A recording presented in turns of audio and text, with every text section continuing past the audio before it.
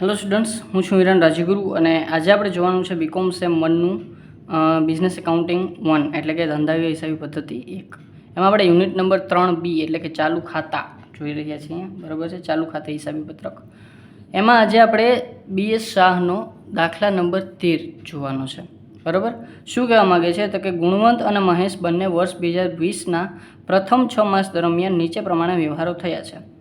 બરાબર છે, તો એમાં આપણને વ્યવહારો આપ્યા છે. જાન્યુઆરી 1 એમાં મહેશે ચૂકવવાને બાકી છે. ગુણવંતને માલ ખરીદ્યો, મુદત 1 માસ, મહેશે માલ ખરીદ્યો. એવી રીતે આપણને 30 જૂન સુધીના વ્યવહારો આપેલા છે. એક એક વ્યવહાર આપણે જોતા જશું. ગુણવંતે મહેશને મોકલવાનું ચાલુ ખાતે હિસાબી પત્રક તૈયાર કરો. સર પદ્ધતિથી વાર્ષિક 12% લેખે વ્યાજ ગણવાનું છે.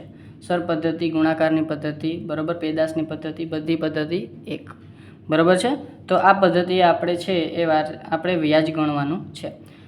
તો દાખલો સ્ટાર્ટ કરીએ આપણે. પહેલાં તો ચાલુ પત્રક, બરાબર, જે પત્રક આપણે બનાવવાનું છે હિસાબી, બરાબર, એ.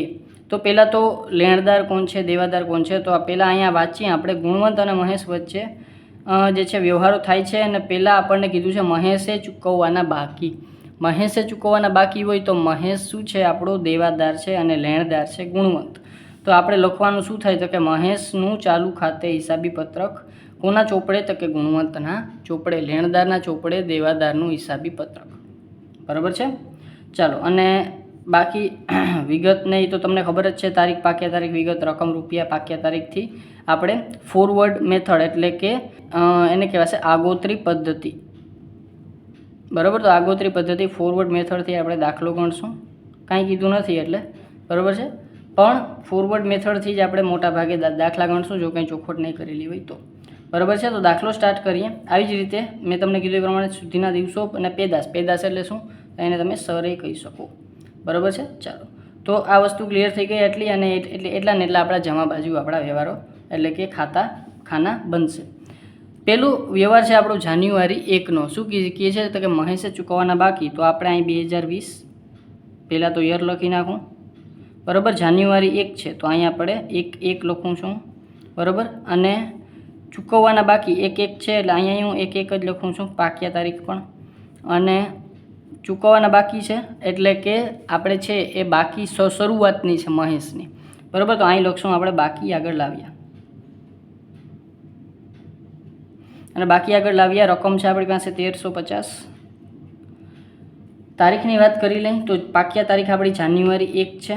બરાબર છે, તો જાન્યુઆરી 1 પહેલો દિવસ છે એટલે કે આપણે એના બધા દિવસો લેશું જાન્યુઆરી. અને છેલ્લો દિવસ છે આપણો 30/6 એટલે કે જૂન સુધીના 30 દિવસો લેવાના છે. તો જાન્યુઆરી, ફેબ્રુઆરીના, હવે જુઓ આ છે 2020 છે એ આપણું લીપ યર છે. લીપ વર્ષમાં ફેબ્રુઆરીમાં 29 દિવસો હોય એટલે 29 પ્લસ માર્ચના 31, એપ્રિલના 30, મેના 31 અને જૂનના 30.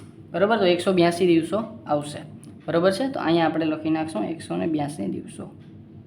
182 દિવસોને 1350 સાથે મલ્ટીપ્લાય કરીએ તો આપણી પાસે આવશે 2,45,700 અને એ આવશે આપણી પેદાશ.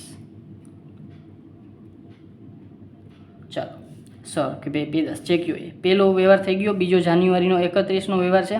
ગુણવંતે માલ ખરીદ્યો. હવે ગુણવંત કોણ છે તો કે ગુણવંત છે એ લખનાર છે અને લખનાર પોતે ખરીદી કરે છે.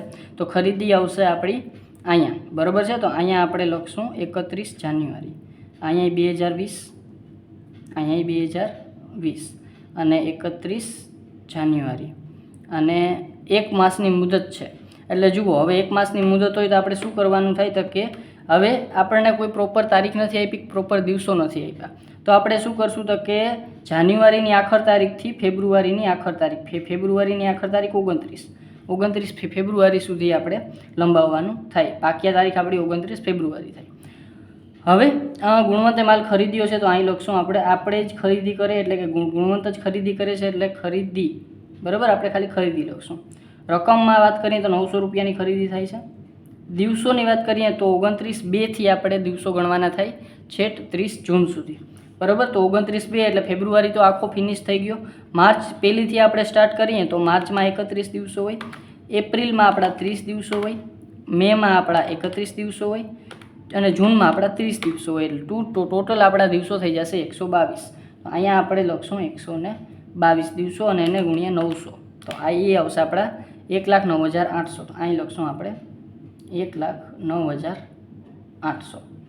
પછી બીજા નંબરમાં ફેબ્રુઆરી 14, આ થઈ ગયું આપણી. ફેબ્રુઆરી 14ના દિવસે મહેશે માલ ખરીદ્યો છે અને મુદત આપણને આપી છે 3 માર્ચની.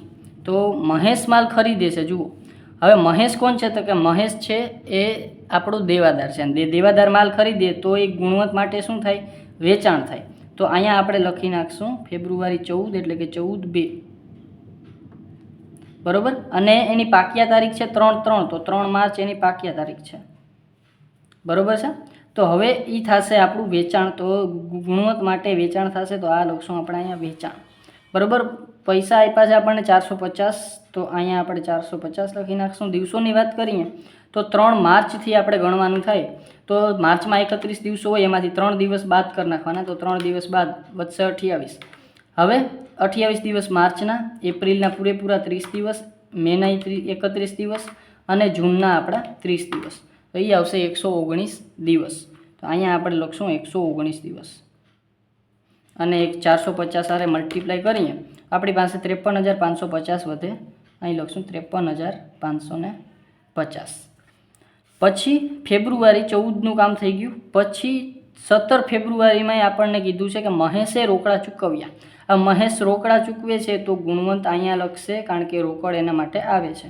તો અહીંયા આપણે લખશું ફેબ્રુઆરી 17, તો 17/2. એની પાક્યા તારીખ કાંઈ નથી એટલે 17/2 જ લખશું, બરાબર છે. પછી અહીંયા લખશું રોકડ, બરાબર. અને રોકડ આવી કેટલી લખશું આપણે? અહીંયા 450. દિવસોની વાત કરી લઈએ તો 17/2 સુધી આપણે દિવસો ગણવાના છે. તો ફેબ્રુઆરીમાં 29 દિવસો હોય, એમાંથી 17 દિવસો માઇનસ, તો ફેબ્રુઆરીના બાકીના વધ્યા 12 દિવસ, અને પછી એને આપણે જૂન 30 સુધી લંબાવવાના છે. તો ફેબ્રુઆરી થઈ ગયું, માર્ચના 31, પછી એપ્રિલના 30, પછી મેના 31 અને જૂનના 30, એટલે ટોટલ થશે 134 દિવસ. તો અહીંયા આપણે લખશું 134 દિવસ અને ગુણ્યા 450, તો એ આપણી થશે 60,300. તો અહીંયા આપણે લખશું 60,300. ચાલો, તો આ વ્યવહાર પૂરો થઈ ગયો. પછી આપણી પાસે ફેબ્રુઆરી 17નો વ્યવહાર પૂરો થઈ ગયો. પછી છે માર્ચ 2ના રોજ આપણને એક વ્યવહાર આપ્યો છે કે ગુણવંતે 31મી જાન્યુઆરીના રોજ ખરીદેલ માલ પૈકી પરત કર્યો છે. હવે ગુણવંતે ખરીદી ક્યારે કરી હતી? ગુણવંતે ખરીદી કરી હતી 31 જાન્યુઆરીના રોજ, જે પાકતી હતી 29/2 એટલે કે ફેબ્રુઆરીના અંતમાં. અને એને પરત ક્યારે કર્યો છે? તો કે માર્ચ 2ના રોજ ગુણવંતે પરત કર્યો. તો આપણે ખરીદ પરત આવે ને ખરીદ પરત હંમેશા ઉધાર આવે. તો પહેલાં આપણે તારીખ લખી નાખીએ માર્ચ 2 એટલે કે 2 માર્ચ એટલે ત્રીજો મહિનો, 2/3, બરાબર. અને પાકિયા તારીખની વાત કરીએ તો જો આપણે પાકિયા તારીખ આની અંદર આપેલી હોત 29/2ની અંદર, તો આપણે એ પાકિયા તારીખ આ લખત. પણ આપણને 29/2 પછી પરત કર્યો છે, એટલે આપણે પાકિયા તારીખ જે 2/3 જ રાખશું, બરાબર છે. ચાલો, હવે 90 એટલે કે આપણે ખરીદ પરત છે 90 રૂપિયા. અને દિવસોની વાત કરીએ તો 2/3થી આપણે 30/6 સુધી. તો માર્ચના આપણી પાસે 31 દિવસ, એમાંથી 2 દિવસ બાદ કરીએ એટલે 29 દિવસ. માર્ચ, પછી એપ્રિલના 30 દિવસ, મેના 31 અને જૂનના 30, તો એ આવશે 120 દિવસ, બરાબર. તો અહીંયા આપણે લખી નાખશું 120 દિવસ, બરાબર છે. ચાલો, અને 120 ગુણ્યા 90 એટલે એ છે 10,800. અહીંયા આપણે લખી નાખીએ 10,800. પછી આપણે માર્ચ 2નો વ્યવહાર થઈ ગયો. પછી એપ્રિલ 2નો વ્યવહાર. તો એપ્રિલ 2નો વ્યવહાર શું કહે છે? તો કે મહેશે સ્વીકારેલી 3 માસની મુદતની હુંડી. હવે જુઓ, મહેશે સ્વીકારેલી, મહેશ કોણ છે? મહેશ છે દેવાદાર, અને દેવાદાર કંઈક સ્વીકારે તો લેખી કોની હશે? ગુણવંતે. અને ગુણવંતે લખી હોય તો એ ગુણવંત માટે લેણી હુંડી થાય, બરાબર છે. તો લેણી હુંડી છે એ આપણે કઈ બાજુ લખીએ? તો કે સર લેણી હુંડી આમ તો આપણે મિલકત લેણા બાજુ લખીએ, એટલે એની ઉધાર બાકી હોય, તો આપણે લેણી હુંડી અહીંયા જમા બાજુ લખશું, બરાબર છે. તો અહીંયા આપણે એપ્રિલ 2નો આપણો વ્યવહાર છે, તો અહીંયા આપણે લખશું 2 એપ્રિલ એટલે ચોથો મહિનો, બરાબર છે. ચાલો, તો પછી એને કીધું છે કે 3 માસની હુંડી છે, તો પાકિયા તારીખને આપણે હુંડી જ્યારે આપણે લખતા હોય ત્યારે તમને ખબર છે કયો આપણો એમાં રૂલ લાગુ પડે. 3 માસની ઊંડી છે એટલે કે 4માં 3 માસ નાખીએ એટલે ચોથો મહિનો તો પૂરો થઈ ગયો. 5મો મહિનો, 6થો મહિનો અને 7મો મહિનો. 7મા મહિનામાં ક્યાંક પાકશે, બરાબર. અને દિવસની વાત કરી લઈએ તો ઊંડી જ્યારે પાકે ત્યારે 3 દિવસ એને છૂટ ના મળે, એટલે 2 તારીખમાં આપણે 3 દિવસ એડ કરીએ એટલે 5 દિવસ, એટલે કે અહીંયા આપણે 5/7ના રોજ લેણી ઊંડી મોકલીએ છીએ, બરાબર છે, જે પાકે છે 5/7ના રોજ. અને પૈસા છે કેટલા રૂપિયાની લેણી ઊંડી છે? 540 રૂપિયાની.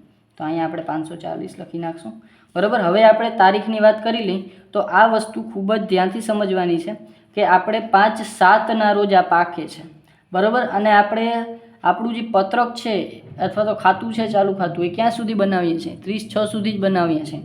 તો આ 7મો મહિનો અને 5 તારીખ આ જે છે એ વધારાના દિવસો થાય, બરાબર. જે આપણે 30 જૂનથી એ વધારે છે તો આને આપણે માઇનસમાં લેવા પડે. તો અહીંયા આપણે લખશું કેટલા દિવસ વધારાના છે? 30 જૂને પૂરું થઈ જાય છે તો જુલાઈ 1, 2, 3, 4 અને 5મી આ 5 દિવસ છે માઇનસમાં જાય. તો અહીંયા આપણે -5 અને એને આપણે આમાંથી બાદ કરવા પડશે આપણે પેદાશમાંથી. તો મલ્ટીપ્લાય કરશું આપણે 540 અને એને ગુણ્યા 5 તો એ આવશે 2700 અને એ થશે માઇનસ, તો આ આવશે 2700, બરાબર છે. ચાલો પછી આગળ વધીએ. આપણને માર્ચ 2નું થઈ ગયું, એપ્રિલ 2નું થઈ ગયું, બરાબર. પછી છે વળી પાછું મે 9. શું કહે છે? ગુણવંતે સ્વીકારેલી 2 માસની મુદતની ઊંડી. હવે ગુણવંત સ્વીકારે છે. હવે ગુણવંત સ્વીકારે તો ગુણવંતને કોકે લખીને આપી હશે, કોણ હશે? તો એ મહેશ હશે. મહેશે લખીને આપી તો મહેશ માટે લેણી ઊંડી, અને ગુણવંતને મળે છે એટલે ગુણવંત માટે દેવી ઊંડી. કંઈક પૈસા માગતો હશે મહેશ એના પાસેથી, ત્યારે એને મહેશે લખીને મોકલાયું કે ભાઈ હું તારી પાસે માગું છું, બરાબર છે. એટલે ગુણવંત છે એના માટે દેવી ઊંડી થશે. અને દેવી ઊંડી, આ લેણી ઊંડી આપણે જમા બાજુ લખીએ તો દેવી ઊંડી કઈ બાજુ લખાશે? ઉધાર બાજુ, બરાબર. પહેલાં તો ક્યારે આપે છે? તો કે મે 9, તો 9/5ના રોજ જે છે એ લેણી ઊંડી દેવી ઊંડી આપે છે, બરાબર છે. તો હવે આપણે પહેલાં તો 2 માસની મુદત છે તો 2 માસની મુદત એટલે 5માં 2 માસ નાખીએ એટલે 6 અને 7, તો 7મા મહિનામાં ક્યાંક પાકશે. અને 9 તારીખ છે એમાં 3 દિવસ આપણે ઊંડી છે એટલે છૂટના દેવા પડે, બરાબર. તો 9માં 3 આપણે નાખીએ તો 10, 11 ને 12, તો 12 તારીખે 7મા મહિનામાં આપણી દેવી ઊંડી પાકશે, બરાબર. અને પૈસાની વાત કરી લઈએ તો 450 રૂપિયાની ઊંડી હતી, બરાબર છે. ગુણવંતે જે સ્વીકારેલી હતી 2 માસમાં એ 450 રૂપિયાની હતી. તો પૈસામાં લખશું આપણે 450.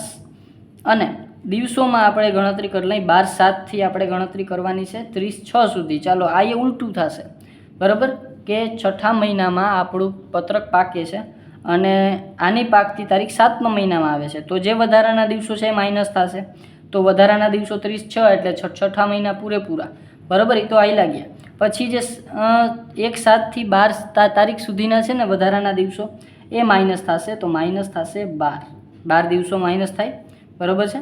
પછી મલ્ટીપ્લાય કરશું 450 ગુણ્યા -12,